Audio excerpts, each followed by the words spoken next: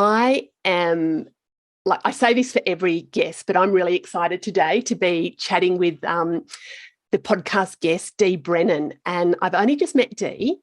Dee was a presenter at the recent Pop Your Business conference, and I fell in love with her straight away. I just loved your energy, Dee. And I want to share that with as many people as I can. So welcome to the Happiness Hive podcast. Thanks, Catherine, and equally love your energy too. Oh, and we were just doing a little podcast chat, and we realised that we've both got the same earrings. Dee had we've got little pink earrings on. Dee's got a gorgeous, gorgeous hot pink headband, which I love. Is that your signature style? Oh, look, I just like to add a little bit of colour. Yeah. I just think it just adds to the vibrancy. I don't want to be boring. Yeah, no, you're not boring. Makes me feel good. Yeah. So a little bit, I'm going to get you to share a bit about you, but you're a Wellbeing and Mindfulness Coach. Tell me, what's a Wellbeing, and actually I know, but tell our listeners, what's a Wellbeing and Mindfulness Coach? Oh, look, isn't that such a hard question when people say, what do you do? Yeah.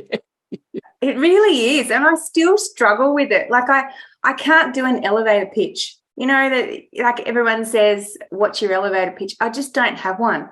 So if people would ask me, what do I do? I say, well, sometimes I go walking with people around the lake and we talk about what's going on for you. And sometimes I have people meditating on rooftops at sunset because I like to teach meditation and it needs to be fun and exciting because most people think meditation is boring. Yeah. And so, if you're going to go to this event where you've got fairy lights and candles and it's sunset and it's outside, it's just a little bit different. And it's more like, oh, I'm excited to do that. Yes. So sometimes I do that. Sometimes I will do workplace wellbeing. So I'll either take employees out for a walk and check in on them so they feel cared for, and we talk about their personal goals so that you don't have to, managers don't have to deal with their personal stuff at work. Yeah. And I've done talks on resilience to goal setting to creating your bucket list. And yeah, so anything around, feeling good and taking care of yourself. Oh my gosh, you are just my soul sister. That is, and when I was, and I feel a bit mean doing that, asking you about, what is a wellbeing and mindfulness coach? Because I'm the same. Like it's really hard to put a label on what I do, and I resist a label. I resist that. It's about, for me, it's really about helping people to love life and live their best lives and, do a bit of healing from the past, living in the present and creating their future. And I'm same with you, Dee. I love that element of things that are a little bit different, a little bit fun, because life can be frigging boring, and if we make it, if we let it. So if I'm going to be the coach now, because I just find it easier to coach, to ask questions. Do you know what? I find that with a lot of my guests who are coaches, they like to. So, I'll let you spin it for a minute. Let me spin it just for a minute. Indulge me. Yeah. So if someone was to ask you the same question, though, what would you say if you've been put on the spot? Yeah. What would I say? Oh, I do. Yeah. I really help people to fall madly, deeply in love with themselves and create a life that they're excited to jump out of bed every day to live. Okay, cool. And then you just sort of deliver what they need on the day, right? Yeah. And do you know what? I wear a couple of different hats as well. Yeah. Like I guess happiness is my inroad, but that's not just all I do. It's just a leverage point. I do a lot of corporate coaching as well. I work with senior executives in that leadership space. And it's really about how can they show up and be the best that they can be. So how can they do that in a work context, but how can they show up in life and be the best they can be in life? Yeah. But is that like the same? Same, but different. Do you know what? Do you find this when you're doing your coaching as well? A lot of my clients are stuck. Like they're all they're pretty successful, in all honesty. they're achieving some great things, but there's just often something that's holding them back. And it's like, how can I even be better than what I already am? How can I be in search of that personal excellence and mastery? So it's a whole range, in all honesty. Yeah, I think the word that comes to mind, you said stuck, the word stagnant. Yeah, yes. Yeah. Yeah. It's like they're at a bit of a standstill and they don't feel like things are flowing. Yes, yes. Oh, I used that with the client this morning, exactly this morning. It's about how can they bring much more like flow and ease into their life. Life is just a bit tricky for them at the moment. And how can they navigate that trickiness? Yeah, I had a lady ring up this morning and she was inquiring about the coaching, and I just, chatted to her for about 2 minutes. And basically she's just at this point where she's going, I've got a business with 50 employees and I'm thinking about selling the business. I don't even know if I want this. Oh, yeah. And I've got kids and I don't want a business coach right now. I just want something for me. Yeah. So, yeah.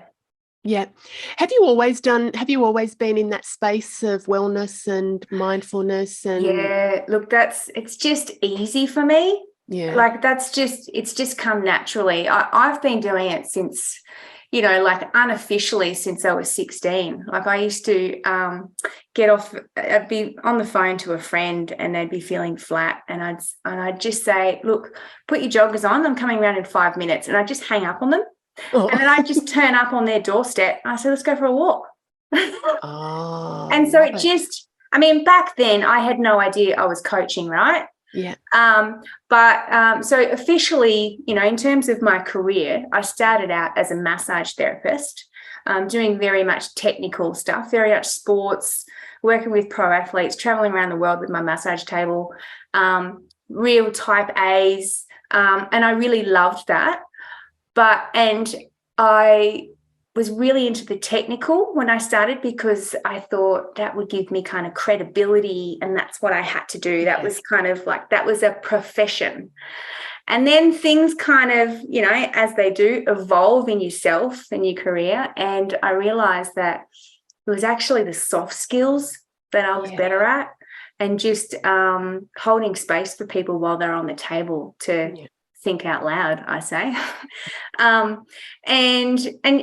Things have happened in my life where I've needed to, get help on certain things. So for meditation, I did some meditation for my own purposes and my own healing.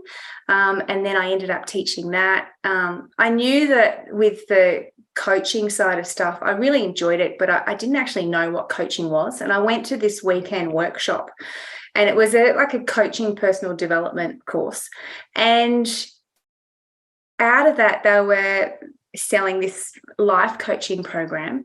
And I thought, well, I'm doing that already, but I needed some more skills to be able to help people on the table, because people were telling me everything. When you're face down, when you open that door, I have got everyone's secrets, and I love it. It's like my favorite thing. Or I love it when someone's, jumps on the table and they're crying after 5 minutes, and I just needed some communication skills, which is why I went down the coaching path, to be able to help my clients better. So I do a combination of it all. I still practice in the clinic a couple of times a week. And then the other days I'm doing coaching. Oh, I love that. I love that you have them, half naked, face down, lying on the table, and you have all their secrets. I love it. And do you find I'm probably one of the only ones in the clinic that have a closed door, and I have a closed door because people tell me more. Yeah. Whereas otherwise it's curtains, and people don't share as much. Yeah.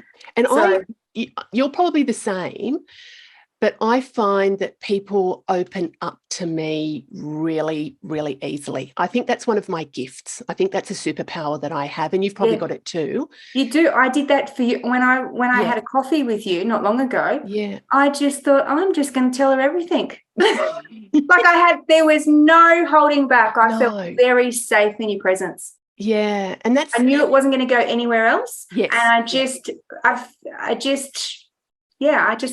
we were just having a conversation. I didn't have to hold back at all. I just felt at ease. And I think that you would be the same as well. I get that vibe from you as well, Dee, that, and that's the beauty of being in that privileged space of holding space for others, that just being there. And often I'm just a sounding board for them. I don't tell them what to do. I'm just a sounding board, and they come up with their own, might drip a little bit of, maybe you could try something in there, but they come up with their own solutions to stuff. Yeah, it's interesting. I was just thinking about, that whole holding space. Yeah. And I think we underestimate the value of that. Yes. And, so many people are just wanting to solve people's problems, and I think they're being helpful. I know that I used to think I was being helpful until I did my coaching course, and then I realized that actually it's not my job to give people advice or fix people. I'm actually just there mostly just to hold that space for them so they can work it out themselves. Yeah. And I remember having a coaching session with this lady, and look, our coaching sessions were great. It was just all about me, and I loved the fact that, here I am providing space for everyone else. And when I had a session for me, it was like, oh, great, this is all about me. And it was it was like a gift to myself. Yes. But one day she seemed frustrated with me, and she said, well, we've done this and this. What do you need from me? And I just felt this frustration. And I just said to her, I just need you to be there for me. Yeah. I got frustrated back at her. And then I thought, actually, that's what people want from me. Yeah. And it was just such a good reminder that, stop giving out advice and just know that just giving someone that hour of your time, stop giving advice. Just be there for them. And that was a really helpful coaching session. Yeah. She's done her job. Do you know what? My kids get the shits with me, and if they're listening, they may or may not be listening, but I'm sure they won't mind me sharing. But if they would come and say, oh, Mum, what do you reckon about, what do you think I should do? I would say, well, what do you think you should do? And they're going, oh, I don't know. But if you did know, what do you think you should do? Yeah. And then it was just like, oh, bloody hell. And then they'd come back and say, actually, thank you for not telling me what to do. Oh, and wow. Yeah, so that's well done, kids. You've done but it's hard sometimes. I have to do you as a coach have your inside voice running and your outside voice? I'm probably giving too much away. I probably shouldn't say this. Yeah, I guess what you were talking about there is that I have to know when I've got my coaching hat on, and I have to know when to be a friend or a family member. Yes. Yeah. And so I have to, the thing I think I still kind of am in that coaching mode, but I just change my language. Yeah. So they think that I'm not coaching them, but I still am. Yeah, no, you're good. You're good. Because I often have, this is what I have to whisper this in case my husband's listening. But it's often about, this is what I think I want to say to him, and then what actually comes out my mouth is sometimes different.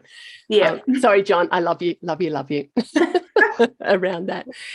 Tell me about your meditations. I haven't been to one, but it's on my bucket list. Your meditations are on the rooftop. So fairy lights. Yeah, so in January and February, when it's nice and warm in Canberra, I run it on a rooftop, and it's at sunset. And so it's that time of year when everyone's still a little bit optimistic. And so what I do is we get grounded with some really basic mindfulness, so like a bit of a mini meditation for mindfulness. And then I get people really relaxed, so we'll do some progressive relaxation. And then what I do is I take them on a guided meditation of their future self. And get them to imagine what life would be like in the future. And then we kind of embody that and try and get a sense of what that would feel like in your body. So you're really embodying it. So that's what I do in January and February, and it's on a Sunday night in Canberra, and I've run it for 5 years now, and it has sold out every event. Oh, awesome. Can you save me a ticket for I will. And for I must admit, I didn't say it, but Dee's business is Think Out Loud Wellness. Mm-hmm. So we've got the details in the show notes, and we'll recap that at the end, but keep an eye out. So in Canberra for all those international listeners, sorry. But you do online stuff too, don't you? Yeah, so thanks to COVID, that got me online. I was nervous before, but hey, what else do you do? Yeah.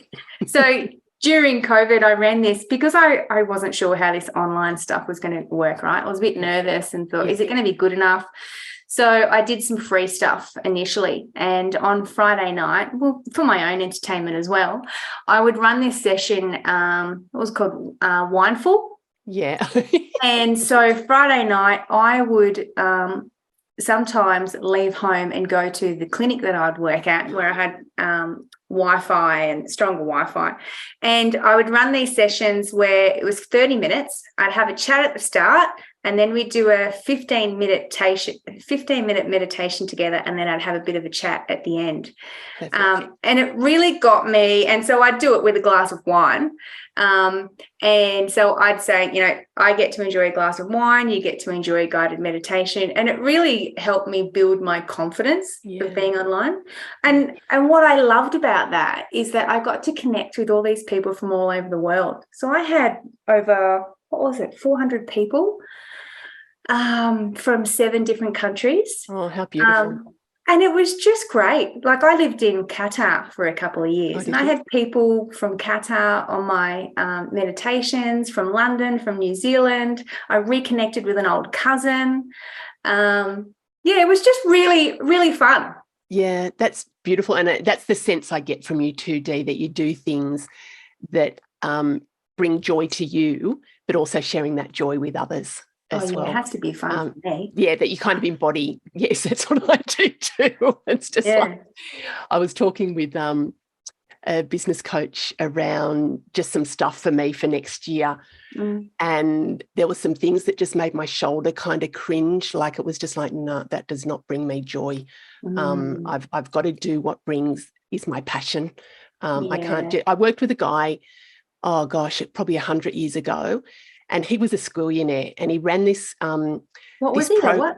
A squillionaire. Oh, like squillionaire. Really rich. It made a truckload of money.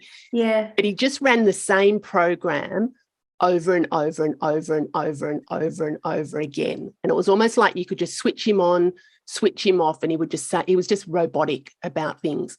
And people loved it because he had new people all the time. And I went, oh, that's a really good business model. But I run something twice, and then I'm just like, oh, actually, no, I need more variety. I need to do something that sparks my joy and sparks my passion. I can't just do something for the sake of doing it. Yeah. I guess there's 2 things that pops up. I mean, you know yourself, right? Yeah. So you know what sounds exciting, and you can feel it in your body because you're connected to your body. Yeah. There's so many people that are in their head. They don't know what feels good, or they don't notice the cringe. Yeah. I've got a really good retention rate in terms of people that are coming back for my programs. Yeah. And I want it to be exciting for them. So I can't teach the same stuff all the time because otherwise they're going to get bored. And I really like these people, and I want to give them something else. Yeah. And I've grown and evolved, and I'm not the same person I was even a couple of years ago. And the way that what I'm presenting has grown and evolved as well. Yeah. And that's what I love coaching. I really love coaching because that's in the moment with the clients about what's going on for them. That's real time stuff. Yeah. For me, and there's I personally curate all of my coaching programs, so there's no 2 that are the same ever, because it really depends on what's going on for the person. Yeah. I'm curious, like you said that you're not the same person you were like even 2 years ago. What do you reckon's changed? Oh gosh, I've let go of a lot of those limitations that I had placed on myself. Like, I've had more birthdays as well. Yeah. But I've let go of a lot of stuff that was it important? A lot of those old patterns that were just getting in the way, some of those imposter syndrome's been a big pattern in my life. Yeah. That sort of knowing that I'm good at what I do at one level, but on the inside, it's kind of like, yeah, really? Somebody's going to find out. Yeah, isn't that interesting? Yeah. So, and I've been really just stripping back the layers, and I'm really comfortable and confident with who I am. I haven't been that growing up, even as a younger adult, middle-aged adult. I feel really comfortable in my skin. Yeah. And is that because you're doing more work on yourself, or is it more... Yeah. I think I do a lot of work on myself. And I think I just stopped giving a shit about the things that I used to place a lot of importance. Like, I used to be very self-critical, and it's just like, really, Catherine, that's not very nice. It's not nice manners to yourself. Yeah, or helpful. Yeah. Have you changed? Well, hang on, I'm talking about you. Excuse me. I'm still flicking this back on you. Okay. Which is interesting because, like, we're both in Canberra, right? Yeah. And we moved in similar circles, but it's only until recently that we've actually been in the same room. Yeah. I've seen your stuff pop up from time to time, and most people, including me, would have this perception that, you're really comfortable in your own skin. And that imposter syndrome wouldn't exist, right? Yeah. And I'm sure that most people would think the same with me, because I've been doing this for a long time as well. Yeah. But it still pops up. Yeah. And I remember listening to someone who, is in the media. She's got millions of followers, and she was talking about imposter syndrome. Yeah. And I was so excited because I thought, even she feels that. Like, this is just going to be here, and that's okay. Yeah. And do you know what? For me, I have done a lot of work, so I am more comfortable with who I am. And I guess some of that old patterning and conditioning in this lifetime, I actually believe that it's probably come in from other lifetimes as well, but that's probably another conversation. Yeah.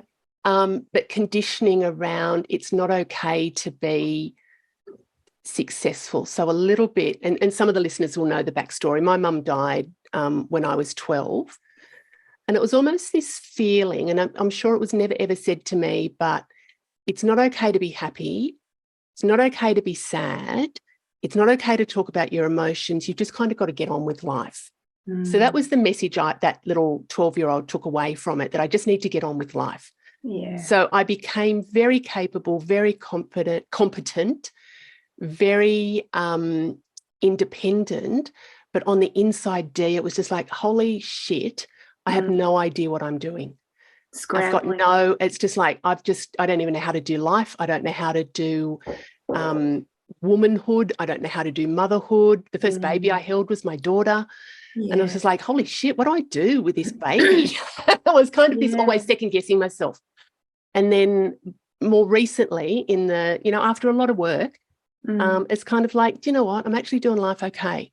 And when I'm comfortable to be me, then I'm not being an imposter, because I can't fake being me. Yeah. So I think I've learned to be a lot more vulnerable and to go, do you know what? I don't have it all together. Yeah. I have a lot together, but I don't have everything together. And no one does. No. I have this saying. Am I allowed to swear? Yeah. Okay. I have this saying. It's everyone's a little bit fucked up. Yeah. And that's not in a nasty way. That's just everyone's got shit going on. Yeah. Everyone. Yeah. There's always something that we're having to work on or work through, or and isn't that a relief? Yeah, do you know what? I think so too. And one of the things I really try to do I innately do it? I'm not sure. Is just keeping things real.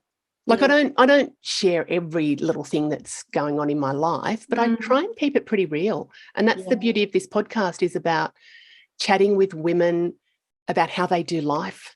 Yeah. And it's not about all sunshine and unicorns all the time. But I don't let myself stay in that state that I was in as a young teenager. I've developed strategies where I can get out of it relatively quickly. And I go to people. I get help around that. So what do you do when you're in a bit of a funk? Oh, a bit of a funk. Okay. Well, there's usually a reason why I'm in a bit of a funk, and it's probably because I've been trying to do too much and haven't had enough time for myself. Yeah. You know, that kind of sense of I guess it's overwhelm. Is that, you know, like funk? I mean, my funks don't last long. No. And I do believe it's because I'm pretty good at looking after myself. Yeah. And so, you know, I have to do daily meditation and movement. Otherwise, I don't feel right. Yeah. I just don't. I can't bring my A game. Have you always been like that, or have you morphed into that, or is that just a natural? Look, I always did sport at school. And then, you know, after school I got into aerobics. Yeah. So I always had that movement component. And so I know that I feel better. Yeah. Not just in my body, but in my whole being. I know that I feel better. Yeah. And so, you know, I'm pretty conscious about, you know, like my word this year is energy, like just recognizing, you know, what's my energy like? Is it, what do I need? Because for what we do, right, you've got to be on, you've got to be present, you've got to be clear. And I have to be practicing what I preach. Otherwise I just can't, it just doesn't come across. Yeah. So what was the question? I can't remember. About what you do when you're in a funk. Oh, yeah. And about that I think what I asked you was, have you always been like that? Yeah, and before that you said the funk bit. Yeah. Look, there's still times where I might fall off the wagon for a little bit. But it's very, it's rare and it doesn't last long. Yeah. And the reason it doesn't last long is because I am talking about this stuff all the time. Yeah. And when I talk about it, I'm reinforcing it myself that that's what I'm doing. And I just, you know, it's so top of mind that I just live and breathe it now because, you know, I spend so much of my day talking about it. Same. I live and breathe it. To me, it has just become a habit. I haven't always been like this, but I've developed from my daily practice, and that's evolved over the years as well. But it's just embedded into almost everything I do. And sure, I have days where I'm just like, really, I do not even want to like face the day. I go for a walk every morning as well. And I don't sit in that pity party for nearly as long. I still have pity parties. I'm still just like, but I don't stay there long. But the thing I do is I acknowledge when I'm in that, when I'm not feeling great, and I allow myself not to feel great, then I move through it. Yeah. And I'll also do something like I'll acknowledge how I'm feeling and I'll go, okay, well, I'm feeling this way because something happened. Yeah. And that's a normal feeling to have when that thing's happened. Yeah. And then I'll generally send a text message to a sister. I've got 3 of them. Yeah. And they just give me that validation, like, oh yeah, that must suck or something. And they might even ask me, I mean, they're not coaches, but they might even ask me, oh, what do you need, Dee? What do you need to do today? You know, can you look after yourself? Or, you know, it's just really, it's a really lovely relationship I have. So I just, you know, I have someone acknowledge it for me. And then I just go, well, I know I'm not going to feel like this forever. So if I just need to ride this day out, that's what I'm going to do. Yeah. But I know that it's not going to last forever. Yeah. Yeah. I do a little thing on top of that as well, as like I do that. And then I sometimes go, what do I want to be feeling instead of the way that I am? Yeah. So I'm actually forcing myself to go, well, what do I want instead of this? Yeah. You know, if I'm feeling, I don't know, angry about something, why am I feeling angry? That's really interesting. Yeah. And I really liked what you said there, that a lot of the feelings are really normal, like making them go, yeah, actually, I feel angry because that, what the person did or didn't do. But what do I want to be feeling instead of angry? I actually want to just feel nothing. And that's exactly. And I think sometimes people think we have to jump to a stronger feeling, like happy or a vibe. But just if you can get yourself back to a neutral feeling, I think that's the goal. You can't rush it. Yeah. I have got to that. I'm just, gosh, my whole life's flashing in front of my eyes when you said that. But there were some instances that I was just really hating on people for what they had done and my reaction to what they had done. Yeah.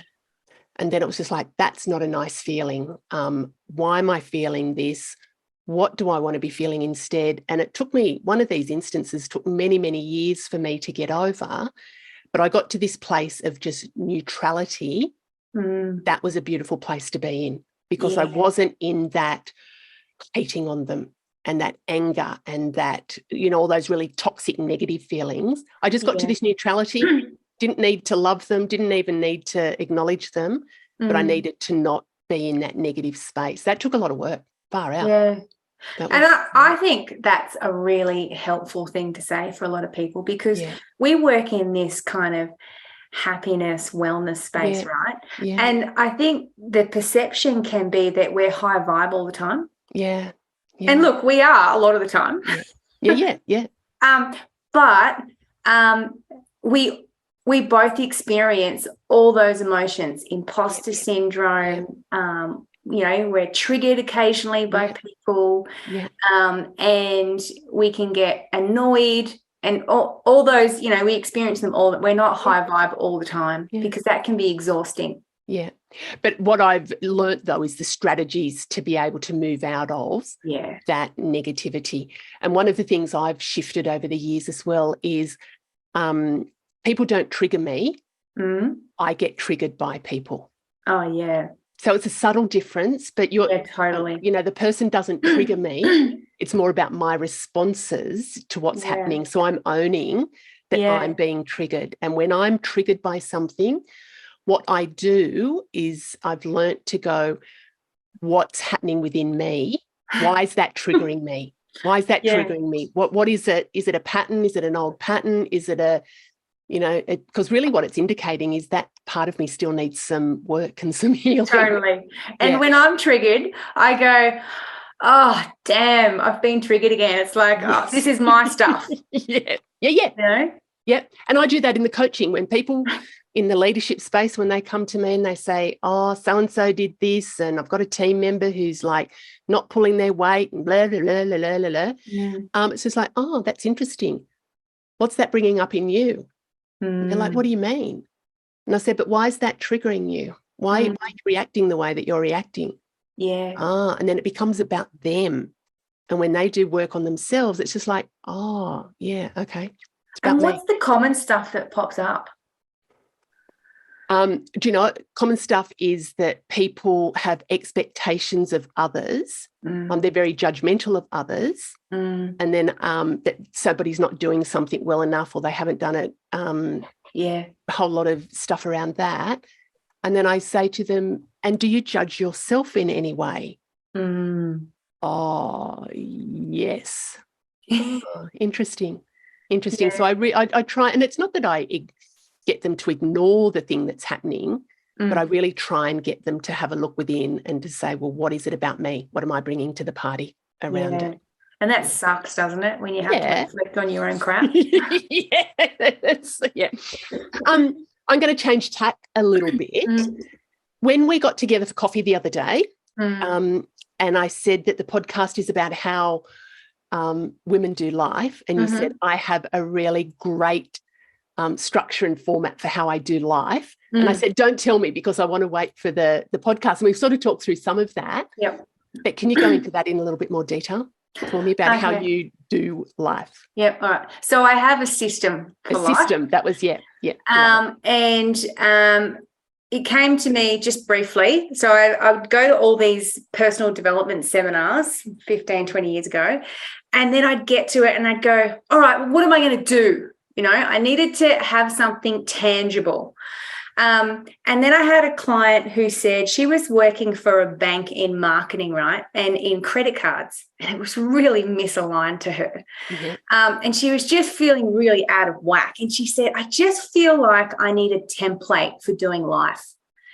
And then I went, what a really good idea. Yeah. How can I create this kind of template? What are the basics that I need in life to be able to, just keep coming back to, so I've got everything in place? And so what I do for probably the last 12 years, created this system, and I'll go through the things that are in it. Basically, you've got a theme for 12 months. So my theme this year is energy. Yeah.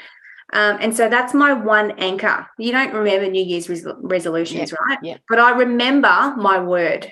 And that's something, just keeps things really simple for me. If I don't remember what's on my template, I know what my word is. And then I'll think about things like, okay, so how is my energy? What can I do about my energy? And then we do your values. So what are your values? So mine are like wellness, joy, connection, family. And I know that if I've got those 4 things in my week, things are going pretty well.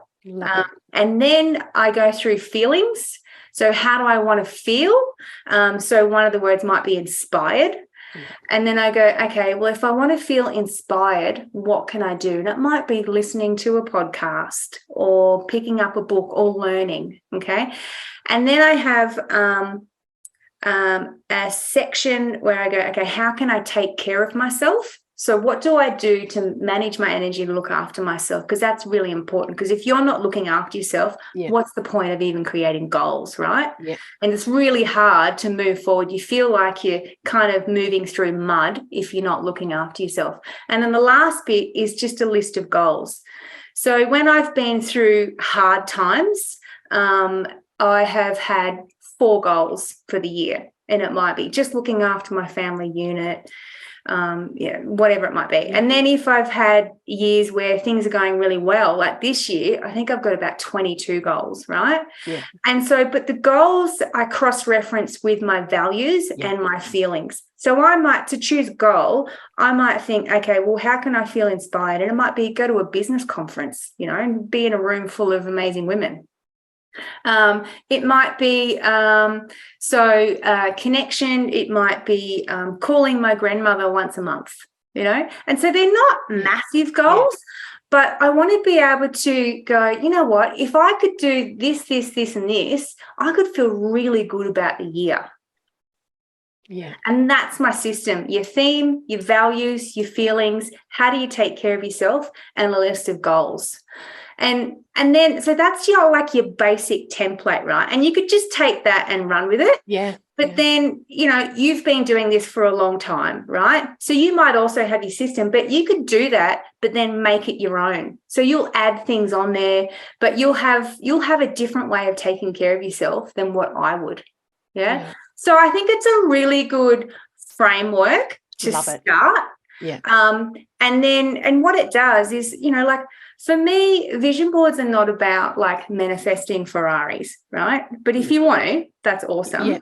Yeah. But when I find it most helpful is when I'm feeling a little bit wobbly or overwhelmed, and I go, okay, what do I need to do? And then I'll just reconnect with my vision board, and I'll know that, okay, well, I can donate blood this month, that whatever it might be on my goals list. So it just gives me a framework, and I feel like I've got momentum. It gives me momentum. I love that. And do you know what I love about that? The simplicity of it. I think sometimes we can overcomplicate life. Mm-hmm. I love the bit that you're saying, Dee, about how you want to feel. Yeah. I find I do that a lot in my own life, but also in my coaching, really getting people to connect with how they want to feel. It's not necessarily what it is that they want to create and manifest, but how do you want to feel in this next phase of life? Yeah. And I've got an element that I use. It's called your personal code of honor. Oh. And it's like, what do I actually want to feel? And I've got my life wheel. Yeah. And then for each of those different areas of life, how do I want to feel in them? And what will I commit to doing to feel that way? And what will I commit to not doing? Yeah, and that's great. For me, it's kind of there's overlaps absolutely with what you've got with your system for life. Yeah. And I love the simplicity. And what I was hearing when you mentioned that is when you know what it is that your intention is and your values, then it's about living in alignment with that. And it keeps you, it helps you to set those boundaries. And when you do feel a bit wobbly and getting pulled in all sort of different directions, if you can come back to your core as to what's important to you, it helps you to go, well, actually, saying no to that thing is so much easier because it's not actually in alignment with who I am and how I want to show up in life. Totally. I love that. And I'm sort of navigating into a next phase of my life. Like my husband's retiring in a couple of years. He's a school teacher. And we've got some plans for what we want that to look like. I sort of stumble over that word retirement because I'm not sure. I don't think you'll ever retire. No, I don't think I'll retire. So I just sort of say my next phase of life. Yeah.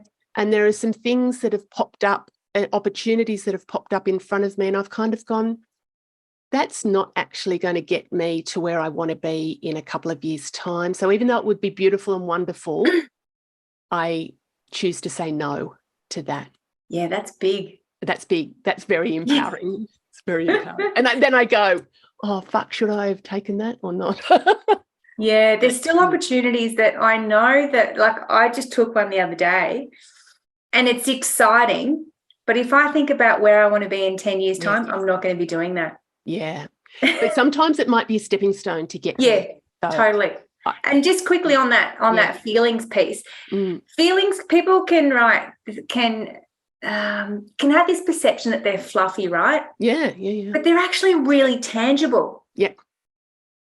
And just the basics, what can I do to feel, I don't know, more connected? Yep. And there's your goals list. Yeah. That's beautiful. I love that.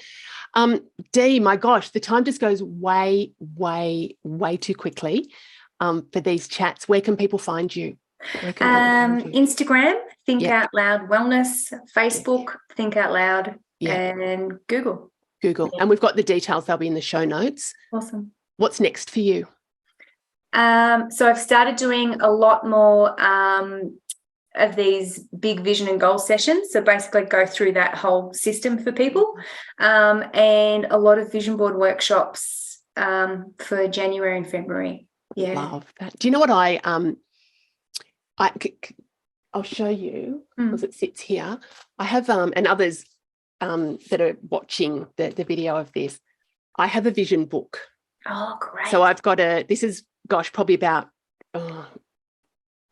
it'll be at least 15 years old. Yeah. But I have images in it as to what I'm wanting to. So this is next phase of life images. Cool.